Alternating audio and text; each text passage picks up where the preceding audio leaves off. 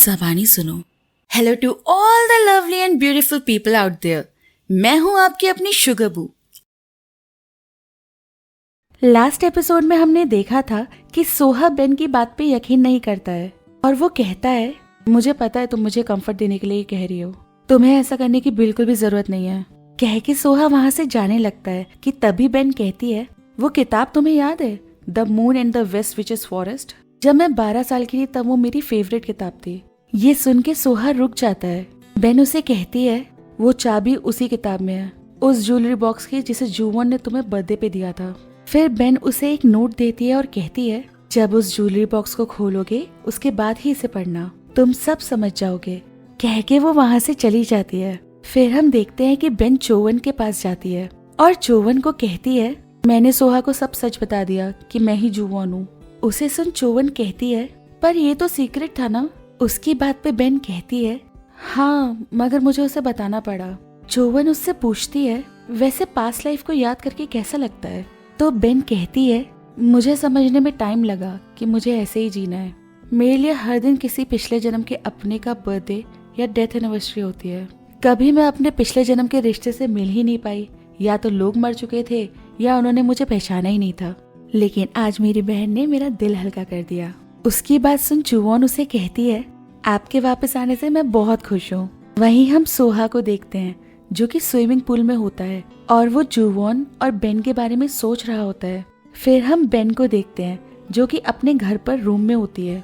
अचानक उसकी नजर शमन बेल्स पे पड़ती है। वो उसे टच करने ही वाली होती है लेकिन वो रुक जाती है। फिर वो शमन बेल्स लेके मिंगी के पास जाती है और कहती है, तुमने ये शमन बेल्स मेरे रूम में क्यों रखी थी? तो मिंगी कहता है, मुझे लगा शायद अब अपनी पास्ट लाइफ याद करना चाहोगी। उसे सुन बेन कहती है, हाँ पहले जानना चाहती थी लेकिन अब इच्छा नहीं है, कुछ इससे भी जरूरी काम है, बस उस पर फोकस करना चाहती हूँ। तो फिलहाल मेरे लिए अभी पहला जन्म मायने नहीं रखता। ये बोल के बेन वहाँ से चली जाती है। फिर हम बेन को सोते हुए देखते हैं और उसे फिर से अपनी फर्स्ट लाइफ के ड्रीम आ रहे होते हैं। फिर हम सोहा को देखते हैं जो कि ज्वेलरी बॉक्स लेके अपने घर पे जाता है और वो उसी बुक को निकालता है। जब वो बुक को निकाल रहा होता है तभी उसमें से चाबी गिरती है। वो उस चाबी से ज्वेलरी बॉक्स ओपन करने लगता है लेकिन तभी वहाँ पे सैंग्योक आ जाते हैं और उन्हें देख के सोहा ज्वेलरी बॉक्स बुक्स के पीछे छुपा देता है। सैंग्योक उसे देख के कहते हैं, अपने पेरेंट्स हाउस में क्या कर रहे हो? तुम्हारे डैड ने तुम्हें बुलाया था क्या? वैसे कल तुम मेरे कॉल का जवाब नहीं दे रहे थे, मुझे लगा तुम बिजी होगे। सोहा को जवाब ना देता देख वो कहते हैं, क्या हुआ है तुम्हें? तुम ठीक नहीं दिख रहे हो। सोहा उन्हें बस घूर रहा होता है कि तभी वहाँ चेयरमैन आ जाते हैं। सोहा उन्हें देख के कहता है, क्या आप दोनों मुझे कुछ बताना चाहते हैं? चेयरमैन उसकी बात सुन कहते हैं, क्या कंपनी से रिलेटेड कोई बात है? तो सोहा कहता है, नहीं मुझे नहीं लगता ये कंपनी से रिलेटेड होना चाहिए। तो चेयरमैन उसे कहते हैं, अगर ऐसा नहीं है तो यहाँ से जाओ। सोहा गुस्से में वहाँ से चला जाता है। फिर हम बेन को होटल में देखते हैं। तभी वहाँ पे चोवन आ जाती है और वो कहती है, सोहा कैसे है? जिसे सुन बेन कहती है, अभी तक ऑफिस नहीं आए वो। जिसे सुन चोवन कहती है, इस बात पे यकीन करना उनके लिए आसान नहीं होगा। आप नर्वस हैं क्या? उसकी बात सुन बेन कहती है, दिख रहा है क्या? जिस पे चोवन कहती है, थोड़ा थोड़ा, और दोनों हंस पड़ती हैं। फिर हम यून को देखते हैं जो दोजिन को लेने के लिए एक रेस्टोरेंट में जाता है और उससे कहता है, तुम्हारे सारे दोस्त तुम्हें छोड़ के चले गए। ये कह के यून जबरदस्ती दोजिन को घर ले जाने लगता है लेकिन वो जाने के लिए तैयार ही नहीं हो रहा होता है। और तभी बाहर से चोवन जा रही होती है और वो उन्हें देख लेती है। चोवन को लगता है कि शायद कोई लड़का यून को परेशान कर रहा है, तो चोवन अंदर जाके दोजिन को पीटना स्टार्ट कर देती है। यून के रोकने से वो मुश्किल से रुकती है और यून को कहती है, आप ठीक तो हो ना? वैसे कौन है ये? यून उसे कहता है, ये मेरा छोटा भाई है। चोवन ये सुनते ही कहती है, छोटा भाई, मुझसे गलती हो गई, मुझे माफ कर देना। यून उसे कहता है, नहीं कोई बात नहीं, अगर तुम नहीं आती तो मैं पीट देता इसे। फिर दोजिन चोवन से पूछता है, वैसे आपकी तारीफ? चोवन उसे सुन कहती है, मैं इनके साथ काम करती हूँ। और वो यून को कहती है, आपका भाई आपसे काफी अलग है। यून उसे कहता है, वैसे इस तरह तो मैं इसकी पिटाई नहीं करनी चाहिए थी, मेरे बारे में इतना मत सोचो। चोवन उसे कहती है, मेरा तो खुद पे ही बस नहीं है। यून उसे कहता है, प्यार में अंधी हो गई हो तुम, देखो मैंने पहले ही तुम्हें कहा था मैं तुम्हें डेट नहीं करूंगा। जोवन उसकी बात सुन कहती है लेकिन आप पसंद तो करते हैं ना मुझे। यून उसे कहता है पसंद करना ही सब कुछ नहीं होता मिस यून। जोवन उसकी बात सुन कहती है मैं जानती हूँ आपकी प्रॉब्लम क्या है, हम चीजों को फिक्स भी तो कर सकते हैं ना। यून उसे कहता है मैं जब सोहा के साथ होता हूँ तो पता है लोग सबसे ज्यादा किसके बारे में बातें करते हैं, मेरे बारे में। उन्हें जो कुछ भी ठीक लगता है वो उसे सच मान के मेरा मजाक उड़ाते हैं, मुझे नीचा दिखा के मुझे छोटा महसूस कराते हैं। अब इसकी आदत सी हो गई है। इसकी आदत हो गई है इसका मतलब ये नहीं कि मुझे पसंद है। मुझे पता है तुम इंडिपेंडेंट हो और तुम्हारी अपनी राय भी है, लेकिन मैं इस रिश्ते के लिए तैयार नहीं हूँ। ये सब कुछ सुन के चोवन रोने लगती है और बिना कुछ कहे वहाँ से चली जाती है। वहीं हम बेन को देखते हैं जो अम्यूजमेंट पार्क में होती है और वो सोहा का वहाँ वेट कर रही होती है। तभी हमें फ्लैशबैक दिखाते हैं जब सोहा का बर्थडे था और जुवॉन ने उसे कहा था अपने बर्थडे के दिन अम्यूजमेंट पार्क में चलोगी मेरे साथ। और बेन वहाँ पे अपनी उन्हीं पास्ट मेमोरीज को याद कर रही होती है, लेकिन सोहा वहाँ पे नहीं आता और अम्यूजमेंट पार्क बंद हो जाता है और फिर बेन वहाँ से चली जाती है। और वहीं हम सोहा को सोता हुआ देखते हैं और नींद में उसे बेन का ख्वाब आ रहा होता है कि बेन उसे आवाज दे रही है। नेक्स्ट डे सोहा वापस अपने पेरेंट्स हाउस पे जाता है और वो उस ज्वेलरी बॉक्स को निकालता है और जब वो उस बॉक्स को ओपन करता है उसमें एक बुक होती है जो कि जुवॉन ने लिखी होती है और उसने उस बुक में अपनी सारी पास्ट लाइफ के बारे में लिखा होता है। उसने उस बुक में लास्ट पेज पे लिखा होता है अगर मुझे इस लाइफ में कुछ हो जाता है तो मैं तुम्हारे पास वापस जरूर आऊंगी। फिर सोहा बेन का दिया हुआ नोट पढ़ता है, उसमें बेन ने लिखा होता है इस कहानी की मेन कैरेक्टर जुवॉन है जो कि अब बेन है। अगर यकीन आ गया हो तो उस जगह आके मिलो जहाँ उस दिन नहीं जा पाए थे जब तुम्हें ज्वेलरी बॉक्स मिला था। ये पढ़ते के साथ सोहा बेन से मिलने के लिए निकल पड़ता है। वहीं हम बेन को देखते हैं और वो उसी अम्यूजमेंट पार्क में सोहा का वेट कर रही होती है और हम देखते हैं कि सोहा ट्रैफिक में फंसा होता है और वो बेन को कॉल कर रहा होता है। सोहा वहाँ पे जैसे तैसे पहुँच जाता है और जब वो बेन को देखता है तो बेन उसे देख के स्माइल कर रही होती है और सोहा उसके साथ बिताए सारे पल याद करने लगता है जिसमें वो हमेशा उसके साथ खड़ी थी। सोहा उसे कहता है ये क्या बात हुई, अकेले खड़ी हुई हो और मेरा फोन भी नहीं उठा रही हो, मुझे पता नहीं था तुम यहाँ पे हो। बेन उसकी बात सुन कहती है मुनसोहा इसी झूले पे बैठना चाहता था इसलिए तुम यहाँ पे आए ना। सोहा उसे कहता है अगर मैं वो नोट नहीं पढ़ता तो तुम क्या करती। बेन कहती है तो आज नहीं तो कल, कल नहीं तो परसों, जब तक नहीं आते मैं इंतजार करती। उसकी बात सुन सोहा कहता है सच में ये तुम ही हो जुवॉन। उसकी बात सुन बेन उसके चेहरे को छूती है और उसे कहती है मैंने तुम्हें बहुत मिस किया। हर जन्म में मरते वक्त बस मैं यही दुआ मांगती थी कि मुझे पिछले जन्म का कुछ याद न रहे, लेकिन उस दिन मैंने ये नहीं मांगा था। सोहा उसे आई एम सॉरी बोल के गले लग जाता है और कहता है मेरी वजह से तुम्हारी जान गई। बेन उसे कहती है रो नहीं, मैं बस चाहती हूँ तुम हमेशा खुश रहो। वहीं हमें हाना और मिंगी को दिखाते हैं।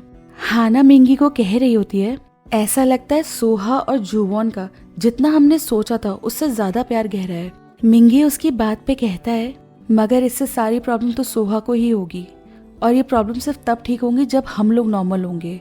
हाना उसे कहती है देर होने से पहले हमें उन्हें बताना होगा, जिसपे मिंगी कहता है हमसे जो हो सकता है हम वो करेंगे। वहीं हम सोहा और बेन को देखते हैं। बेन सोहा को कह रही होती है एक बार तुमने मुझसे कहा था कि अगर जुवॉन वापस आ जाती है तो तुम उसे देखना नहीं चाहोगे। उसकी बात सुन सोहा कहता है मैं बहुत डरा हुआ था, उसने अपनी आखिरी सांसें मेरे सामने ली थी। बेन उसे कहती है सब ठीक है, मैं तुम्हारे कल में भी थी, आज में भी हूँ और कल में भी रहूंगी, समझे। ये सुन के सोहा बेन को किस करता है और दोनों साथ में हंसने लगते हैं। फिर हम बेन और एग्योंग को देखते हैं। एग्योंग बेन को एक गिफ्ट देती है, वो एक कोट होता है और बेन को वो बहुत पसंद आता है। एग्योंग उसे कहती है तुम इसे अगर पहनोगी तो तुम्हारे साथ सारी अच्छी चीजें होंगी। तभी बेन के पास हाना का फोन आता है और फिर बेन मिस जैंग से मिलने जाती है। उसे देख के मिस जैंग कहती है तुम यहाँ क्या कर रही हो। बेन उनसे सोहा की मॉम की तरह बिहेव करने लगती है और वो उन्हें कहती है जब आप मुझे ट्यूशन देती थी आप कितनी जवान थी ना। और बेन उनके पास जाके कहती है मेरे हस्बैंड के साथ मजा आया होगा ना, और मेरा होटल भी तो तुम्हें अच्छा लगता है ना। मुझे धमकी देने के लिए मेरे बच्चे को बख्श देना चाहिए था। उसकी बात सुन के मिस जैंग बहुत ज्यादा घबरा जाती है और वो कहती है, तुम हो कौन? बेन उन्हें कहती है, वो मिस ली आपसे ये बोलना चाहती थी। मिस जैंग, मिस्टर मून से माफी मांग लीजिए, वरना मिस ली ने कहा है उनकी आत्मा आपके आसपास ही भटकती रहेगी। वहीं हम देखते हैं कि हाना उन लोगों को वहीं बैठे हुए देख रही होती है। बेन वहाँ से बाहर आ जाती है और हाना उसके पास आती है। बेन हाना से कहती है, आपके सुकून के लिए काफी था। हाना कहती है, ठीक था, बाकी तो सोहा खुद देख लेगा, और हाँ, मुझे तुम पे पूरा यकीन है। ये कह के वो उसके सर पे हाथ रखती है और कहती है, वक्त आने पे तुम सही फैसला लोगी और खुद ही समझ जाओगी। और वो वहाँ से चली जाती हैं। तभी मिंगी बेन के पास कुछ पिक्चर्स भेजता है और कहता है, ये वही पिक्चर्स है ना जो तुम अपनी फर्स्ट लाइफ में देखती हो। उसके बाद बेन उन्हीं पिक्चर्स को नेट पे सर्च करती है तो वो देखती है कि वो जगह सच में एग्जिस्ट करती है। तभी वहाँ यून आ जाता है। उसे देख के बेन उसे कहती है, मिस्टर मून कहाँ है? यून उसे कहता है, वो चेयरमैन सर से मिलने अपने फैमिली होम गए हैं। फिर हम सोहा को देखते हैं। वो सैंगयोक से कहता है, डैड कहाँ है? तो सैंगयोक कहते हैं, वो उनकी इम्पोर्टेंट मीटिंग थी तो वो वहाँ गए हैं। सोहा उनसे कहता है, क्यों किया आपने ऐसा? मैंने बहुत सोचा पर मुझे समझ नहीं आ रहा है, आपने मुझे मारने की कोशिश क्यों की? सैंगयोक उसकी बात सुन के कहते हैं, शायद तुम्हें यकीन ना हो सोहा, मैंने तुम्हें मारने की कभी कोशिश नहीं की, वो सिर्फ एक गलती थी। मुझे नहीं पता था कि तुम भी उस दिन उस कार में जाने वाले हो। सोहा उनकी बात सुन के कहता है, मतलब आपने डैड को मारने की कोशिश की थी? सैंगयोक कहते हैं, मेरा दिमाग खराब हो गया था, मुझे नफरत थी यूनुक से, क्योंकि वो तुम्हारे डैड का बहुत खास हो गया था। मुझे तुम्हारे डैड से भी नफरत हो गई थी, क्योंकि तुम्हारी मॉम की डेथ के बाद उन्हें सिर्फ कंपनी की ही परवाह थी। मेरा किसी को मारने का कभी कोई इरादा नहीं था। उनकी बात सुन सोहा उन्हें कहता है, अपना गुनाह आप खुद कन्फेस कर लो, वरना मैं आपसे करवाऊंगा। उसके बाद सैंगयोक मीडिया में खुद कन्फेस कर देते हैं कि वो एक्सीडेंट उन्होंने ही करवाया था, और ये न्यूज हर जगह फैल जाती है। उसके बाद हमें बेन को दिखाते हैं जो सोहा को फोन पे कह रही होती है, मैं तुम्हारा वेट कर रही हूँ, जब यहाँ आओगे तो तुम्हें जोर से हक करके कहूंगी, गुड जॉब सोहा। मगर उस तरफ से सोहा की आवाज नहीं आती। सोहा की आवाज ना आने पे बेन फोन काट देती है और कहती है, सुन के लग रहा है लड़का थोड़ा उदास है, मुझे ही मूड ठीक करना होगा। तभी सोहा जो उसकी बातें उसके पीछे खड़े होकर सुन रहा होता है, उसे कहता है, और कैसे करोगी सोचा है? मेरा हाथ पकड़ के फिर से भागने वाली हो क्या? तभी बेन फ्लेमिंगो डांस करते हुए कहती है, नहीं, डांस करूंगी। सोहा उसे देख कहता है, हाँ, तुम तो अपनी पास्ट लाइफ में फ्लेमिंगो डांसर भी थी ना? उसे सुन बेन कहती है, हाँ, पास्ट लाइफ सभी की होती है, लेकिन फर्क इतना है कि सभी को याद नहीं होता। वैसे तुम्हारा भी एक पिछला जन्म है। सोहा उसका यकीन नहीं करता तो बेन उसे कहती है, वैसे मैं अभी कहीं जा रही थी, क्या तुम मेरे साथ चलोगे? सोहा उसे कहता है, बिल्कुल। वहीं हम यून को देखते हैं। वो बेन के लैपटॉप में वही पिक्चर्स देख लेता है जो बेन देख रही थी। उसके बाद हम देखते हैं कि बेन सोहा को उसी ब्रिज पे लेके आती है जो उसने फर्स्ट लाइफ में देखा था। उसे देख के सोहा कहता है, तो इस वक्त मैं 1000 साल पहले के जन्म की जगह को देख रहा हूँ, और क्या देखा था तुमने यहाँ? तो बेन उसे कहती है, यहाँ बहुत सारे फायरवर्क्स हो रहे थे और एक आदमी मेरी तरफ आ रहा था। सोहा उसकी बात सुन कहता है, और कौन था वो आदमी? जिस पे बेन हंसते हुए कहती है, तुम 1000 साल पुराने आदमी से जल रहे हो? सोहा उसे कहता है, अरे नहीं, मैं तो बस ऐसे ही पूछ रहा था। वहीं हम मिंगी को देखते हैं जो कि शमन बेल्स लेके बेन के रूम में जाता है और वो उसके रूम को बहुत अजीब नजरों से देख रहा था। वहीं हम यून को देखते हैं जो अपने घर पे उसी ब्रिज की फोटोज को देख रहा होता है। वापस हम सोहा को देखते हैं जो कि उस ब्रिज की फोटोज ले रहा होता है और फिर वो वापस बेन की तरफ आ रहा होता है। तभी बेन को वापस अपनी फर्स्ट लाइफ दिखने लगती है जहाँ वो देखती है उसी ब्रिज पे फायरवर्क्स हो रहे होते हैं और एक लड़का बेन की तरफ आ रहा होता है। उसके पास जाते ही बेन उस लड़के को चाकू मार देती है। वो लड़का कोई और नहीं बल्कि सोहा होता है और सोहा को चाकू मारने के बाद बेन को कोई पीछे से तीर मारता है और तीर लगते के साथ बेन सोहा के ऊपर गिर जाती है। और वहीं बेन रियलिटी में भी इस जन्म में उस जन्म का दर्द महसूस करके नीचे गिरने ही वाली होती है कि सोहा उसे संभाल लेता है। और इसी के साथ ये एपिसोड यहाँ खत्म हो जाता है। गाइस, अगर आपको एक्सप्लेनेशन अच्छा लग रहा है तो प्लीज सब्सक्राइब करके मेरी मेहनत को रिवॉर्ड करें।